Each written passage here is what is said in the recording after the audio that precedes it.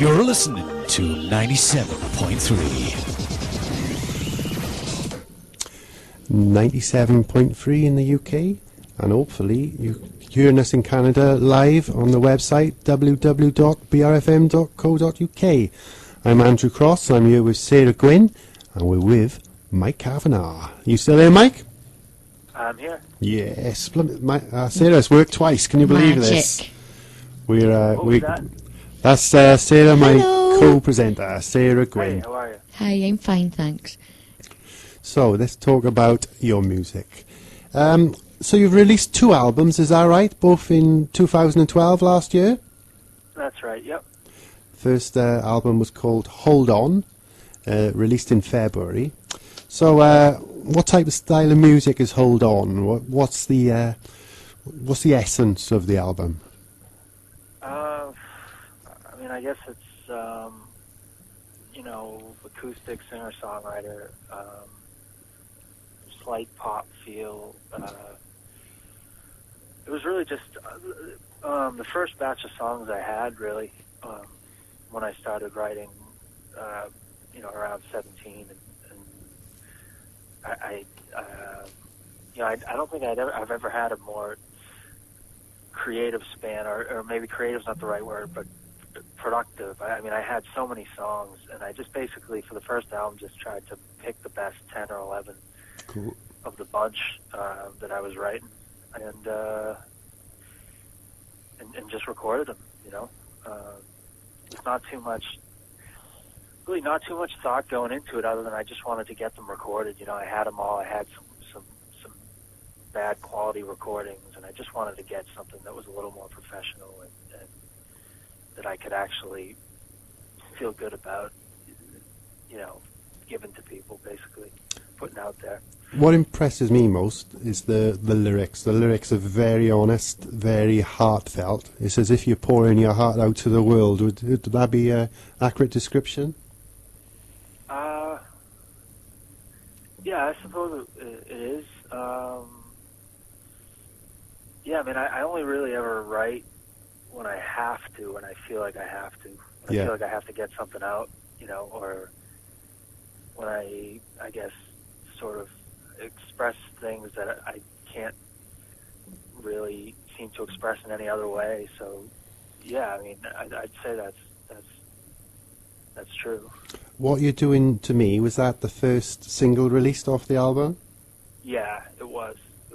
That's a truly epic song, really, really good standard song, and a lot of hits on YouTube, so you must be pleased with that. Yeah, that one seems to not want to go away. People really like that one. Well, but I'm grateful. It's a tremendous track, if you don't mind me saying. So, you wrote that yourself. What is that song about then? Is that about a girl in your life, or?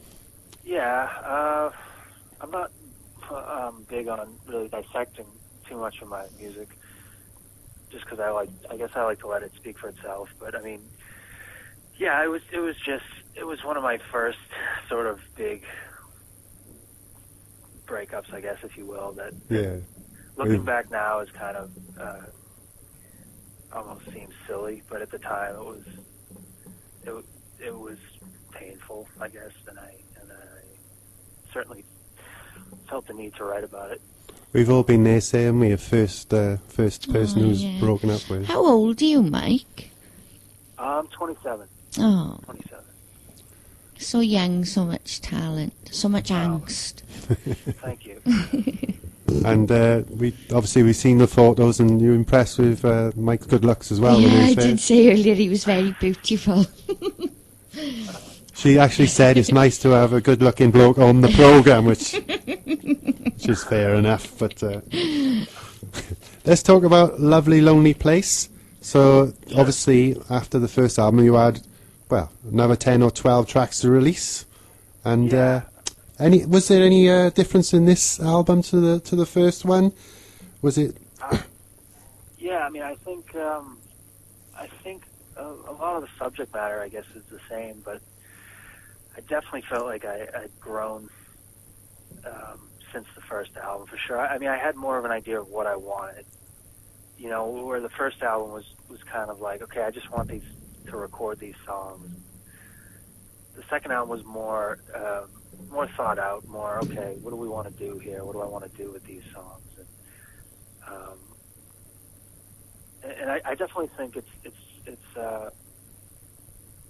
I grew as a songwriter, I grew as a musician, and I think the songs are just a bit more mature on the second album, and I think it's a better album. And I think that's the direction I want to be going. And, I want to continue to push myself and try new things, and not try to get stuck in one mold, and just.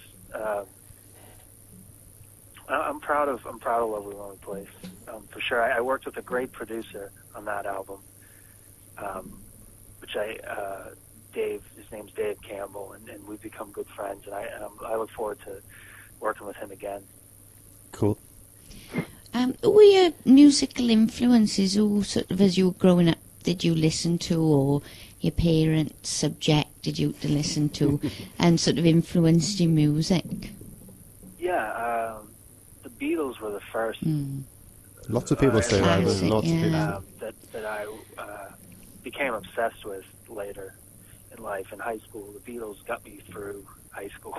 That was before I had even really considered playing music the way I do now and writing, but they inspired me greatly. And then, now I listen to a lot of different singer-songwriters. I like Ray LaMontagne and Damien Rice. The Swell Season. I've been big lately into Nick Drake and Elliott Smith, guys like that. Any really good singer-songwriters with heartfelt lyrics and interesting melodies. Cool. But I mean, I like to think I think there's good music in every genre if you're open to it. Definitely. So I try not to limit myself, really. On your Facebook page, you say you like Radiohead as well. A British band, obviously a UK band. That's very deep would be the right word for that music, I suppose. But yeah, I do. I enjoy Radiohead very much. Seen them live a few times, and they blow me away. They are superb. They are superb. They're incredible. Right, okay. I think it's time for track number 3. This one is called Pearls. What's Pearls about, Mike? That's a good question. It was a real sort of just stream of consciousness type song. I actually wrote it the morning that I quit my job, and I had all these thoughts running through my head, and I think it just ended up in that song. And, I think it's just, the song's more just about frustration with different things. Yeah. Well, we can obviously go to your website. You've got a website on Facebook, Mike Cavanaugh. Have you got a www website? I do have MikeCavanaugh.net, which has basically everything on it, where you can go to my, I have a YouTube link, I have a Facebook link on there, I have an iTunes link. Excellent. That would be the place to go. And Twitter? Are you after more Twitter followers? Twitter, yeah. I don't use Twitter as much. I've been told I should utilize it more, but I am on Twitter. MikeHV6 is my username on Twitter. Nice one. Okay, we're going to play Pearls, and then we'll be having a general chat straight after this great song. This is Pearls. Great. I'd sell my soul if I had any takers, I'd rest assured. Only if I were able, pull the wool over your eyes. I'm a sheep in a fable. I sleep where I stand like a horse in a stable. I'll think of today when I wake up tomorrow. I'll say yesterday's gone. I did nothing but wallow in the sadness I create. Oh, how I live for the feeling. If the road wasn't traveled at all, Robert Frost, there's a reason. So I'm mixing things in this glass that'll let me forget about you and how much you upset me. I saw the writing on the wall, I just couldn't read it. If you can't bear being alone, I understand. understand why you need them. So don't take your own advice if it's not any good.